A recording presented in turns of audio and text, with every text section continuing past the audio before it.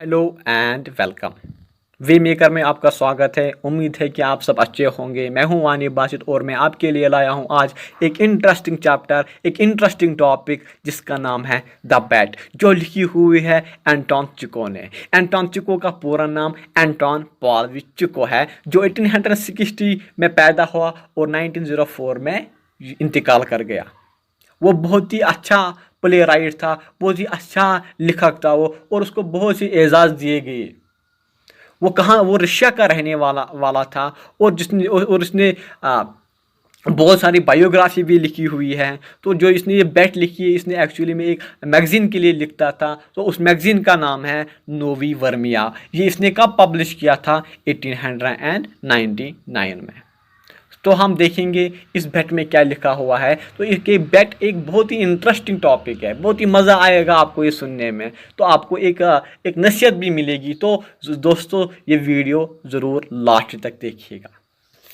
Okay, हम शुरू करते हैं। The bat. It was a it was a dark autumn night. It was a dark autumn night. तो मैं आपको ये समझाना चाहता हूँ, बैट क्या होता है। बैट होता है शर्त।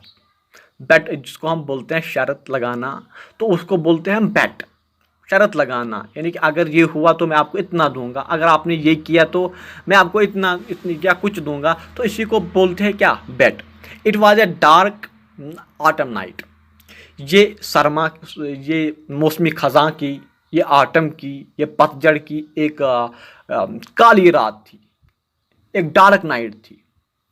The old banker was pacing from corner to corner of his study, recalling to his mind the party he gave in the autumn 15 years before. ये एक बैंकर था जो अपने कमरे में बेकरार होता चलता चलता था, एक कोने से दूसरे कोने तक। एक गहरी सोच में पड़ा हुआ था। कौन? एक बैंकर। और वो याद कर रहा था कि इसी आटम में, और आज से 15 साल मैंने इसी आटम में, इसी मौसमी ख़ज़ां में मैंने एक पार्टी दी थी, मैंने एक दावत बुलाई थी। There are many clever people at the party and much interesting conversation. ये बोलता है कि उस पार्टी में बहुत से दानिश्वर थे, बहुत से पढ़े लिखे आदमी थे इस पार्टी में। एंड मच इंटरेस्टिंग कन्वर्सेशन, और उनमें जो कन्वर्सेशन थी और उनमें से बातचीत और गुफ्तगू थी वो बहुत ज़्यादा दिलचस्प थी, वो बहुत ज़्यादा इंटरेस्टिंग थी। They talked among other things of capital punishment. वो एक दूसरे से बात कर रहे थे किसके बारे में? कैपिटल पुनिशमेंट के बारे में, सजाई मौत के बारे में। दे found it obsolete. Okay, the guests among them, not a few scholars and journalists, for the most part, disapproved of capital punishment. जो जो ये मेहमान थे, जो मेरे पार्टी में जो मेहमान थे, जो बैंकर की पार्टी में जो मेहमान थे, उनमें कुछ गिने चुने कुछ स्कॉलर्स थे और कुछ जर्नलिस्ट्स थे। और वो सब डिसअप्रूव करते थे किसको? वो खिलाफ थे किसको? वो अपोज करते थे किसको? कैपिटल पुनिशमेंट को, सजाई मौत को, ये क्या इसमें तो फांसी को। ये कहते कि ऐसा नहीं होना चाहिए, ऐसा नहीं होना चाहिए। They found it obsolete as a means of punishment unfitted to a Christian state and immoral. वो कहते हैं कि ये क्रिश्चियनों के मजहब के खिलाफ है कि हम किसी को फांसी दें या किसी को हम सजाई मौत दें, और ये इमोरल एक्ट है। ये किसी का ज़मीर के काबिल बर्दाश्त से बाहर है, मतलब ये काबिल कबूल नहीं है। तो हम किसी को कैपिटल पुनिशमेंट नहीं दे सकते। ये किन का ख्याल था? ये इन्हीं जर्नलिस्ट या स्कॉलरों का ख्याल है जो इस पार्टी में गेस्ट थे। जो किस पार्टी में गेस्ट थे? जो पार्टी बैंकर ने बुलाई थी आज से 15 साल पहले ऑटम में।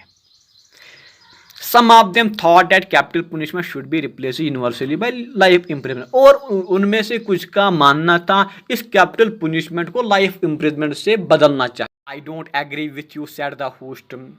तो ये बैंकर उठा, होस्ट उठा जिसने ये पार्टी दी थी, तो उसने बोला कि मुझे ये पसंद नहीं है, मुझे आपसे एग्री नहीं है, मैं आपसे मुतफिक नहीं हूँ, मैं आपकी नहीं मानता हूँ जो आप बोलते हो। I myself experience in neither capital punishment nor life imprisonment, but if one जज a priori then in my opinion capital punishment is more moral and more humane than life imprisonment.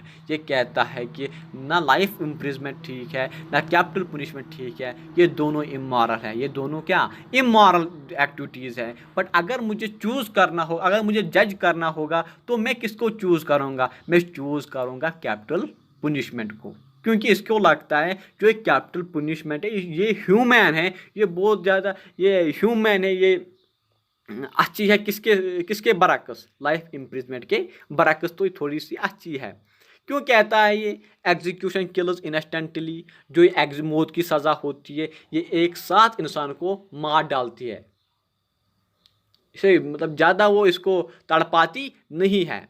Life imprisonment kills by degrees, जो ये life imprisonment है इससे इंसान को घुट घुट कर मरना होता है, बहुत ज़्यादा तकलीफ दह उसको इसको इसकी इसकी मौत आती है, इसको हर रोज़ मौत आती है। Who is the more humane executioner? One who kills you in a few seconds और one who draws life out of you innocently for years. तो ये अब गेस्टों से क्या क्वेश्चन कहता है कि क्या आप किसको मतलब आप किसको तरजीह दो, आप किसको चूज़, आप किस चीज़ को चूज़ करेंगे? वो जो आपको मतलब एक साथ मार देगा, विद इन सेकंड्स आपको मार देगा, या वो आप या वो आप चूज़ करोगे जो आपको धीरे धीरे मार डालेगा, मतलब लाइफ इम्प्रिजमेंट। ये किसको किनके साथ क्वेश्चन पूछता है? ये पूछता है क्वेश्चन गेस्टों को।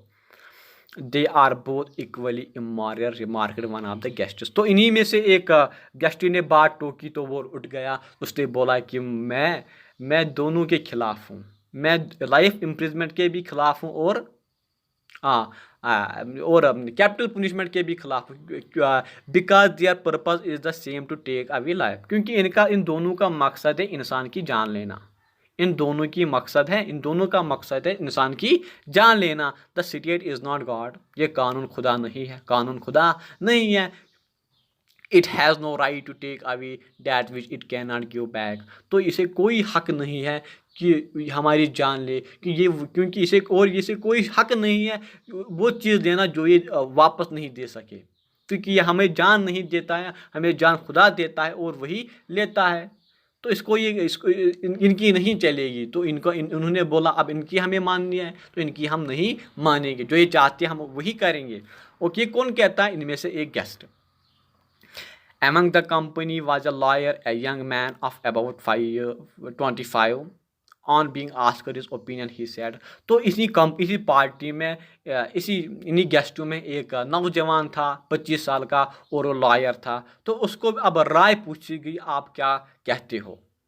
Capital punishment and life imprison are equally immoral, और यही कहता है, और ये भी कहता है कि ये दोनों इमोरल हैं, ये दोनों एक्टिविटीज़ क्या है? इमोरल है।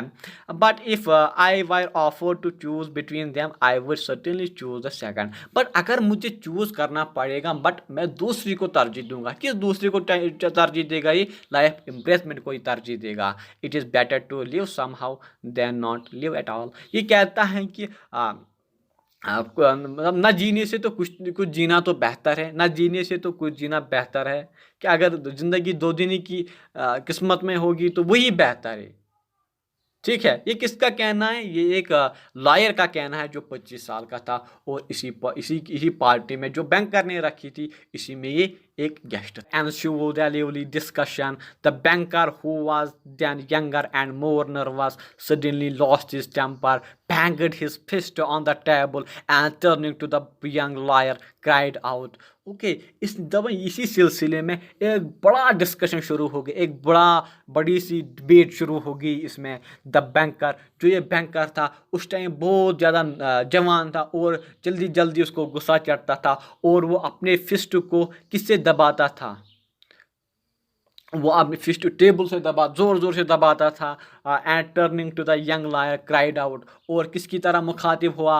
इस नौजवान लायर वकील की तरफ, और चिल्लाने लगा, इट इज़ अ लाई, ये झूठ है, ये I bet you 2 million, you would not sit in a cell even for years.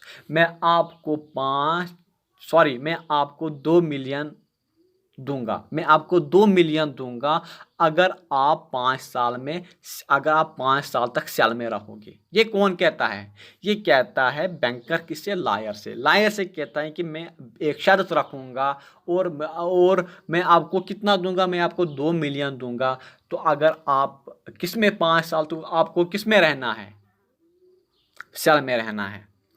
If you mean it seriously, replied the lawyer, then I will bet I will stay not 5 but 15।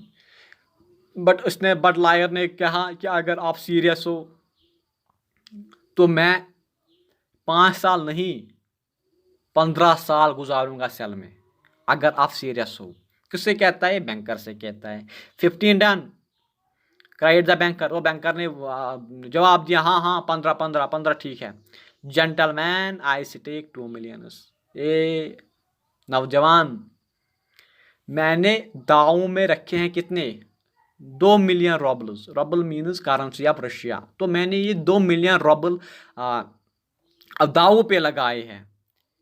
Agreed you take 2 million I freedom, said the lawyer. हाँ, मैं मान चुका हूँ कि आपने 2 million दावों पे रखे और मैंने अपनी आज़ादी। कौन कहता है? लायर कहता है। So this wild ridiculous bet came to pass. तो ये एक वहशी रेडिकुलस ये बेट पास, ये शर्त पास हो गया। The banker who at that time had 2 million to count spoiled and capricious. जो ये बैंकर था, इसके पास बहुत ज़्यादा पैसे थे उस टाइम, बहुत ज़्यादा अमीर था, बहुत ज़्यादा दौलत थी इसे। ये स्पॉइल्ड एंड कैप्रिशियस मीन्स ये बहुत ज़्यादा उतावला था, ये जल्दी जल्दी फैसला करता था। ये इसका जो टेम्पर था वो बहुत क्या शॉर्ट था। Was beside himself with the rapture. ये क्या, ये बैंकर जोर जोर से क्या कहने लगा, हंसने लगा। ये during supper he said to the lawyer jokingly. जो डिनर के वक्त, सपर मीन्स डिनर, रात का खाना, तो इसने जोक किया किसके साथ? बैंकर के साथ। और उसे कहने लगा, come to your senses young man before it is too late. ए नौजवान, ए लाल बालों वाले नौजवान, रोन मीन्स लाल बालों वाला, ए लाल बालों वाले नौजवान, अपने होशो हवास में आ जाओ। 2 million are nothing to me.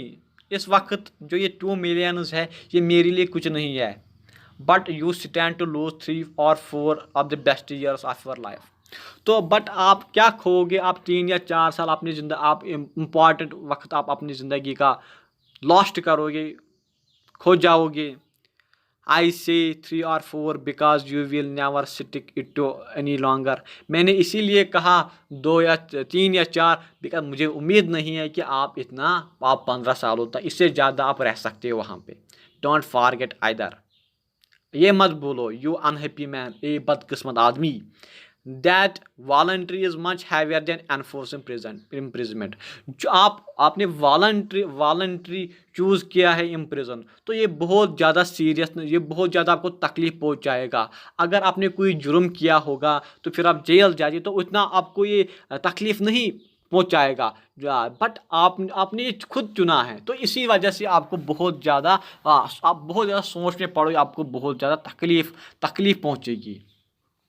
The idea that you have the right to free yourself at any moment will poison the whole of your life in the cell. I pity you। देखो, आपने ये गलत फैसला किया है, चलो मत करो ये डिसीजन। मैं आपको बख्शता हूँ, मैं आपको रहम करता हूँ। अपने जो ये कीमती साल बर्बाद मत करो इस जेल में। And now the banker, pacing from corner to corner, recalled all this and asked himself। देखो, अब ये प्रेजेंट की बात है, तो ये क्या, ये बैंकर था, ये इसी मूवमेंट को याद करता था। एक कॉर्नर से दूसरे कॉर्नर, एक बेकरारी इसमें छा गई थी, एक बेचैनी इस बैंकर में छाई हुई थी। Why did I make this bet. मैंने ये बेट क्यों किया था? मैंने ये शर्त क्यों लगाई थी? What is the good. इसमें क्या बुरा था? इसमें क्या अच्छा है? इसमें क्या अच्छा है? The lawyer loses 15 years of his life and I throw away 2 million। क्या उस बेचारे लायर ने अपने इम्पोर्टेंट 15 साल, अपने कीमती 15 साल इस जेल में गुजारे हैं। आई थ्रो अवे 2 million, और मैं अपने 2 मिलियन ज़ाया कर चुका हूँ। अब क्या इसमें क्या है? Will it convince people that capital punishment is worse और better than imprisonment for life? क्या आप लोगों को ये भरोसा दिखाई देगा कि लाइफ इम्प्रिजमेंट इज बेटर और कैपिटल पनिशमेंट? तो क्या लोग इसे अब मान सकते हैं?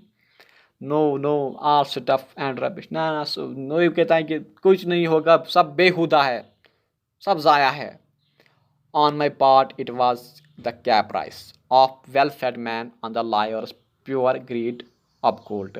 देखो, ये मेरी एक शरारत थी, ये मेरा एक वो टेम्परमेंट था, बट जो और किसकी लालच थी? और इस बैंक, ओ सॉरी, इस लायर की लालच थी।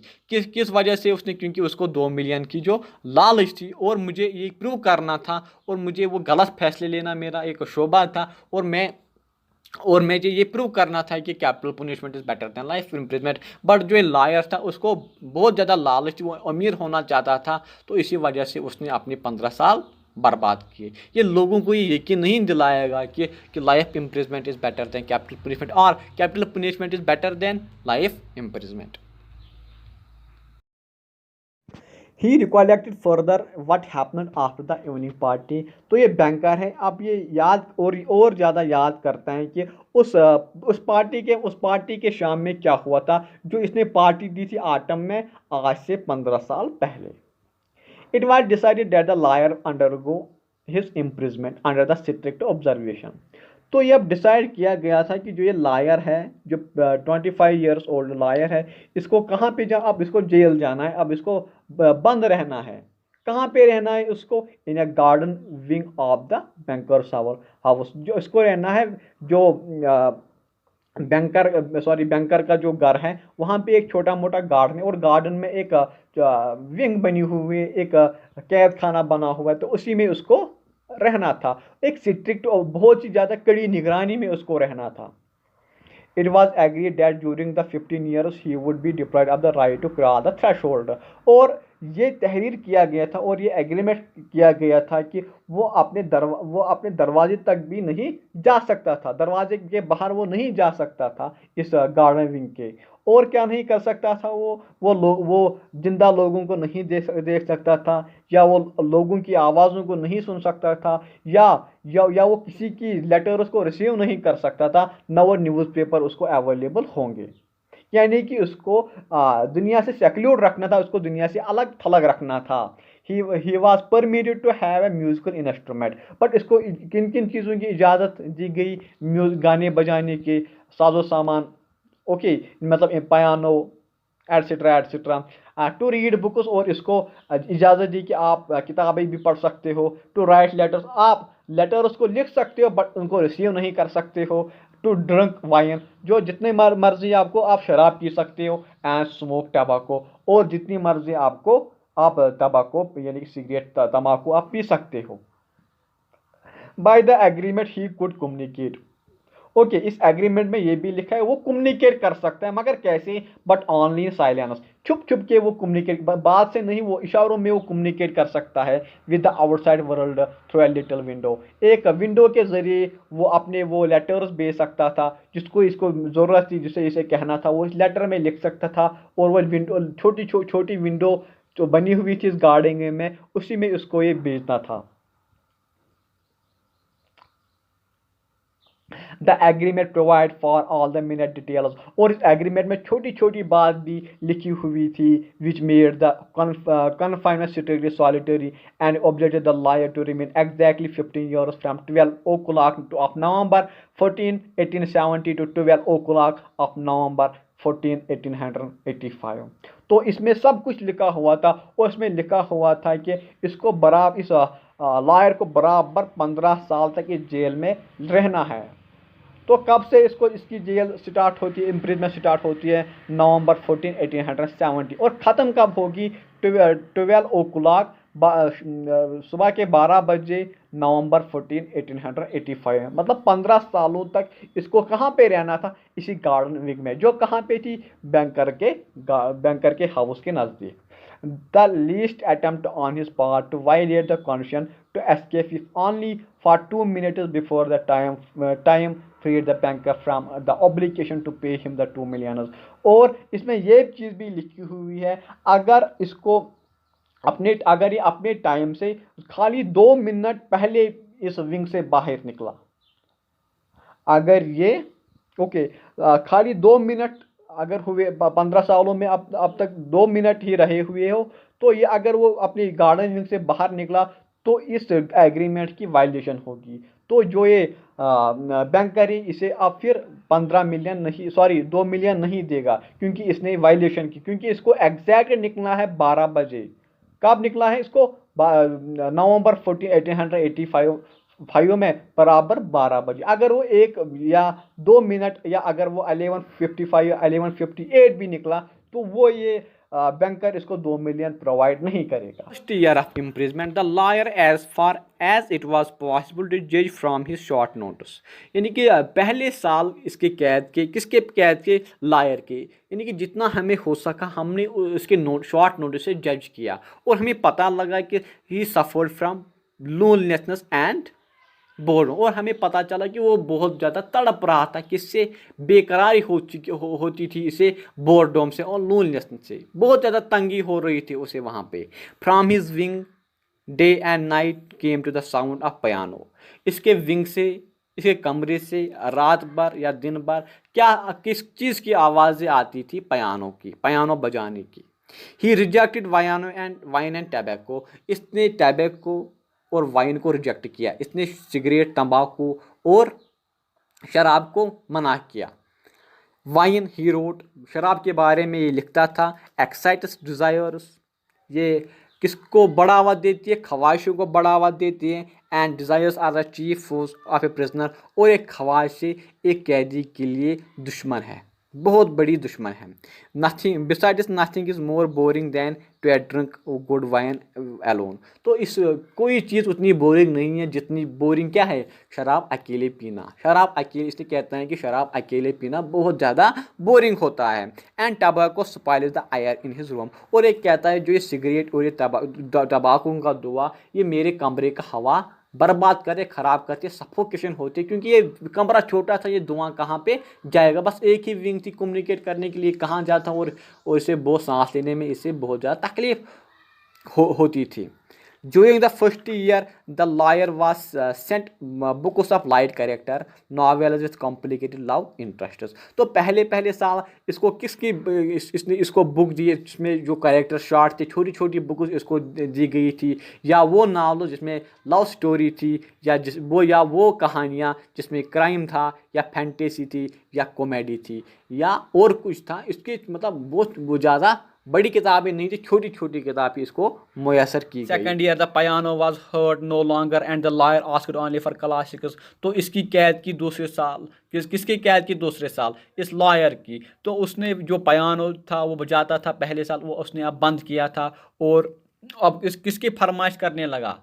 क्लासिक्स की, मतलब वो पुरानी किताबों की फरमाइश करने लगा। वो बेसिक किताबें में पहले पढ़ना चाहता था। In the 5th year music was heard again, तो उसके 5वीं साल उसकी कैद की, तो जो ये म्यूज़िक था, जो ये पियानो था, वो फिर से वो बजाने लगा। And the prison asked for wine, और इसने फिर किसकी फरमाइश की? वाइन की, शराब की फरमाइश भी की। Those who watched him said that during the whole of that year he was only eating, drinking and lying on the bed, तो 5वीं साल में जो भी इसको देखता था तो वो कहता था वो सिर्फ खाता था और खाता पीता था और सो जाता था अपने बेड पे। He yawned often and talked angrily to himself, वो यान करता था, वो बहुत ज़्यादा सुस्ती दिखाता था, और बहुत ज़्यादा एंगरली अपने आप से बहुत ज़्यादा चिढ़ता था अपने आप से, और अपने आप से एंगरली बातें करता था। Books he did not read, वो इन दिनों वो किताबें नहीं पढ़ता था। Sometimes at nights he would sit down to right,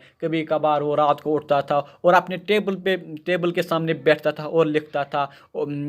he would write for a long time, जो मतलब बहुत देर तक ये लिखता रहता था। And tear it all up in the morning, जो भी रात भर लिखता था वो सुबह ये काट देता था। More than once he was heard to weep, एक से ज़्यादा बार इसको हमने रोते भी देखा था।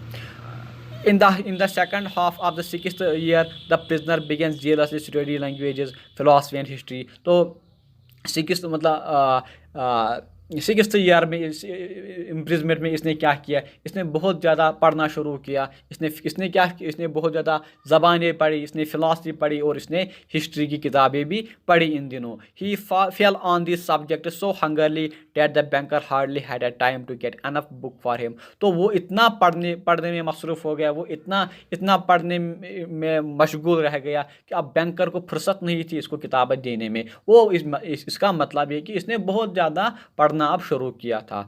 ही in the space of 4 years about 600 volumes were brought at his request।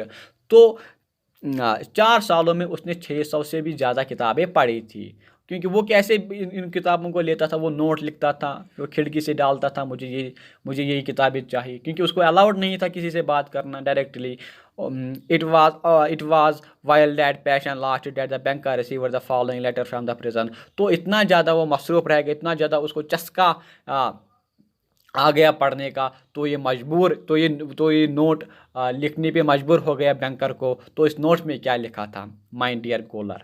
तो ये गोलर कौन है यहाँ पे गोलर है बैंकर। ये इसको यहाँ पे गोलर क्यों कहता है, बिकॉज इसने इसको एक गोल रखा था, आपको 15 साल तक इस जेल में रहना है। तो इसी वजह से इसने बैंकर को गोलर यहाँ पे मुखातिब किया है। I am writing these lines in 6 languages. मैं ये नोट जो है इसमें लाइन जो इसमें जो है मैंने वो 6 लैंग्वेजेस में ली, मैंने वो 6 लैंग्वेजेस में लिखा है ये note. Some show them to the experts. इस नोट को एक्सपर्ट को दिखाना। Let them read them. तो उनको बोलो कि ये पढ़ो।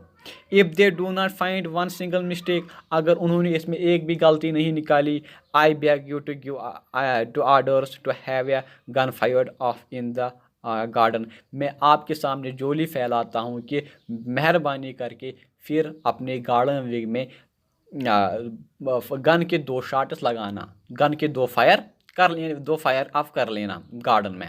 Bye the noise I shall know that my effort have not been in vain. तो उस नॉइज से उस शॉट से मुझे पता चलेगा कि मेरी जो मेहनत है कि वो ज़ाया नहीं हो रही है, यानी कि मैं कुछ सीख रहा हूँ। The genius of all ages and the country speak in different languages but in them all burn the same flame. यानी कि इसने बहुत ज़्यादा पढ़ा था और इसका जो जहन था वो बेदार हो चुका था। इसने हर एक कंट्री के मुतलिक पढ़ा था, हर एक अजीम आदमी के मुतलिक, और हर एक लैंग्वेज इसने पढ़ने की कोशिश की थी। Oh if you knew my heavenly happiness now that I can understand them. अगर आपको पता हो कि मैं कितना खुश हूँ, तो बट आप नहीं समझ सकते। The prisoner desire was fulfilled. तो इसका जो शौक़ था, इसकी जो ख्वाहिश थी वो फुलफिल हो गई। The 2 shots wire fired in the garden by the bankers order. तो गार्डन में जो जहाँ पे ये कैद था वहाँ पे 2 फायर लगाए गए, किसके ऑर्डर पे, बैंकर के। On after the 10th year the lawyer set immovable before his table and read only the new testament. इसका मतलब ये है कि 10वीं साल जो ये लॉयर था वो बिल्कुल ही एक ही जगह पे बैठ गया। वो अपनी जो इसका स्टडी टेबल है वहाँ पे बैठ गया, क्या करने के लिए, न्यू टेस्टामेंट पढ़ने के लिए, मीन्स एक नई किताब पढ़ने के लिए।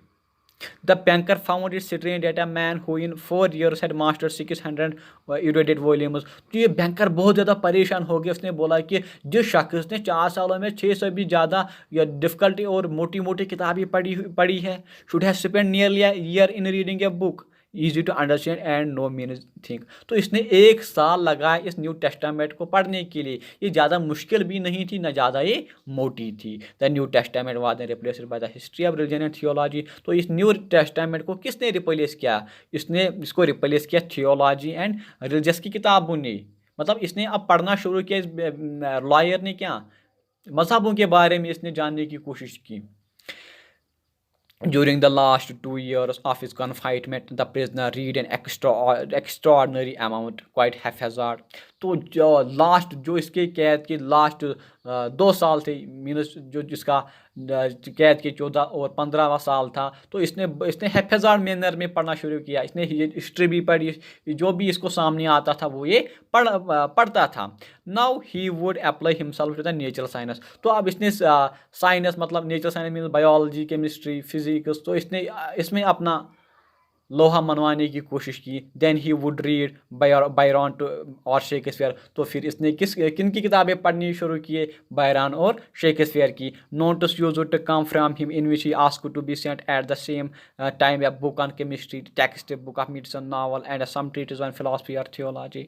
तो उसके कमरे से नोट बाहर आता था जिसमें एक साथ लिखा होता था कि मुझे ये किताब, मुझे साइंस की, मुझे केमिस्ट्री की किताब चाहिए, मुझे दवाओं की किताब चाहिए, मुझे नावल चाहिए, मुझे और कुछ ट्रीटीज और कुछ किताब भी चाहिए जो किसके बारे में, और फिलास के बारे में और मजहब के बारे में। ही रीड एज दो ही वायर स्विमिंग इन द सी। उसने इतना पढ़ा कि जैसे वो एक समंदर में तैर रहा था। एमंग ब्रोकन पीस ऑफ वैकेज, यानी कि जो शिप वैकेज उसको कहते हैं, मतलब शिप के बिखरे हुए पार्ट, जो शिप डिस्ट्रक्ट कोलैप्स हो चुकी है समंदर, उसके बिखरे हुए पार्ट्स। And and